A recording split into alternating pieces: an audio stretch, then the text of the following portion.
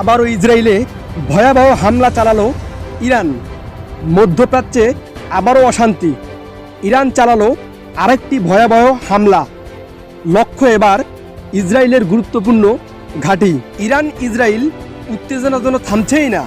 সবচেয়ে চমকপ্রদ বিষয় হলো মাত্র কয়েক দিনের ব্যবধানে আবারও চালানো হলো এক বিশাল হামলা। এটি ঘটেছে গভীর রাতে, যখন পুরো ইসরায়েল ছিল ঘুমে। হঠাৎ করেই আকাশ জুড়ে আলো, ক্ষেপণাস্ত্র, ড্রোন এবং বিস্ফোরণ। এইবার ইরান ব্যবহার করেছে তাদের উন্নত প্রযুক্তির ড্রোন ও ব্যালিস্টিক মিসাইল।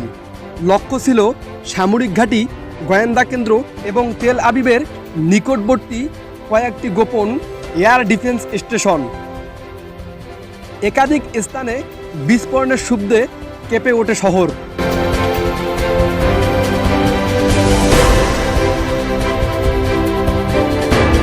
ইসরায়েলের আয়রন ডোম প্রতিরোধের চেষ্টা করলেও সব হামলা ঠেকাতে পারেনি। স্থানীয় সূত্র জানায় অন্তত 8টি ক্ষেপণাস্ত্র আঘাত হানে লক্ষ্যবস্তুতে। 15 জনের বেশি আহত হয়। কয়েকটি স্থানে আগুন লেগে যায়। বিশেষজ্ঞরা বলছেন ইরান এবার নতুন কৌশলে খেলছে। শুধু প্রতিশোধ নয়, বরং বার্তা দিচ্ছে ইসরায়েলের ভেতরে ঢুকতে আমরা প্রস্তুত। এদিকে ইসরায়েলও পাল্টা হামলার প্রস্তুতি নিচ্ছে।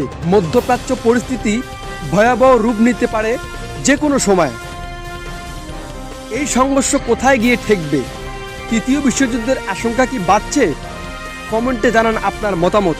ভিডিওটি ভালো লাগলে লাইক দিন, শেয়ার করুন এবং চ্যানেলটি সাবস্ক্রাইব করতে ভুলবেন না।